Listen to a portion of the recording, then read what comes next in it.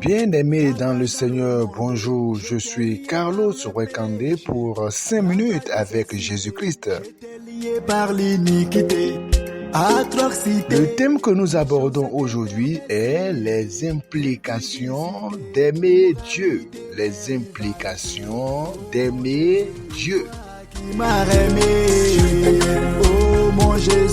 Dans le livre de Jean chapitre 14 au verset 15, « Si vous m'aimez, gardez mes commandements. Si vous m'aimez, gardez mes commandements. » Une phrase qui est assez simple, une phrase qui est assez complète, une phrase qui est assez lourde de sens. Si vous m'aimez, gardez mes commandements.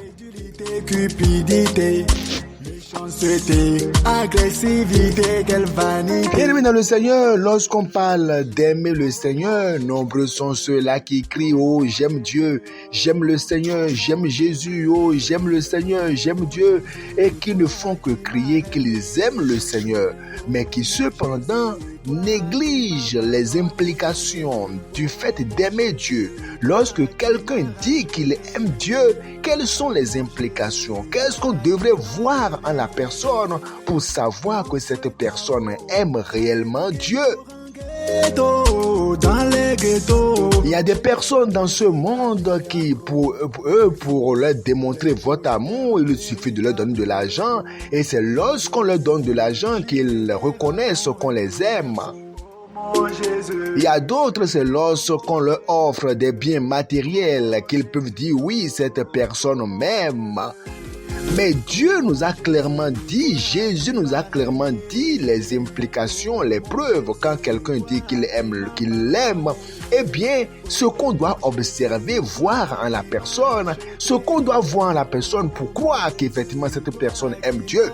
Qu'est-ce que la personne doit faire pour prouver, pour témoigner, pour attester réellement qu'elle aime le Seigneur? Justifier, m'a glorifié. Aimer le Seigneur, c'est assez clair dans Jean chapitre 14, verset 15. Si vous m'aimez, gardez mes commandements. Pour dire que si quelqu'un véritablement aime Dieu, la personne doit garder les commandements de Dieu.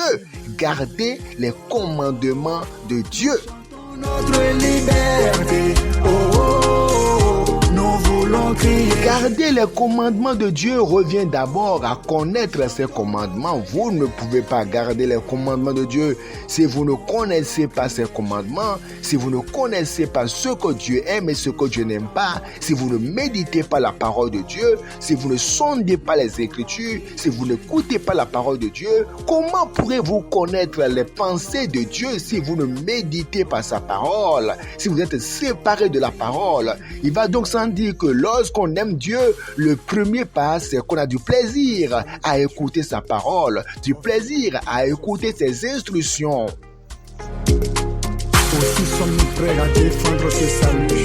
Comment un enfant peut-il dire qu'il aime son père pendant que lorsque le père est en train de parler, il a les regards ailleurs, il a la main à la hanche, une posture d'impolitesse, il n'écoute pas son père? Comment est-ce que le père peut croire que cette personne l'aime? Là-bas dans le monde. C'est pour dire simplement que lorsque un père est en train de parler à son enfant et que l'enfant n'a pas de plaisir à écouter le père, l'enfant n'a pas de plaisir à pouvoir suivre ce que le père dit, comment cet enfant pourra-t-il garder en son cœur ce que le père a dit? Le psalmiste n'a-t-il pas dit « Je serre ta parole dans mon cœur pour ne pas pécher contre toi ». Donc garder les commandements de Dieu revient d'abord à sonder sa parole, à écouter sa parole, à garder ses commandements et à obéir à ses commandements. En vérité, j'étais dans la mondanité. En réalité, je vivais les calamités. Il y en a, eh bien, qui connaissent par cœur les titres des films, les titres des feuilletons. Il y en a qui connaissent par cœur, eh bien, le numéro des chaînes télévisées. Eh bien, le 112, c'est pour avoir telle chaîne. Le 115, c'est telle chaîne. Le 125, c'est telle chaîne. Oh, quand on prend la télécommande et on lance le 122, mais le 310, c'est telle chaîne. Mais ils ne connaissent aucun verset dans leur cœur. Ils ne connaissent rien dans leur cœur. Ils ne gardent pas la parole de Dieu dans leur cœur.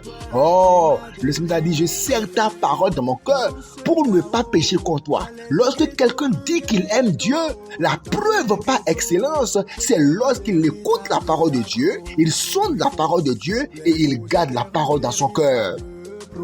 Les gens comme Joseph ont gardé la parole dans leur cœur. Les gens comme Daniel ont obéi à la parole du Seigneur. Les gens, eh bien, comme les Paul, les Timothée, les jeunes Timothée ont gardé la parole dans leur cœur. Ils ont prouvé qu'ils aiment Dieu. Les gens qui ont prouvé qu'ils aiment Dieu, même quand ils étaient à l'étranger. Aimes-tu Dieu? Comment prouves-tu que tu aimes Dieu? Garde ses commandements. Que le Seigneur te bénisse.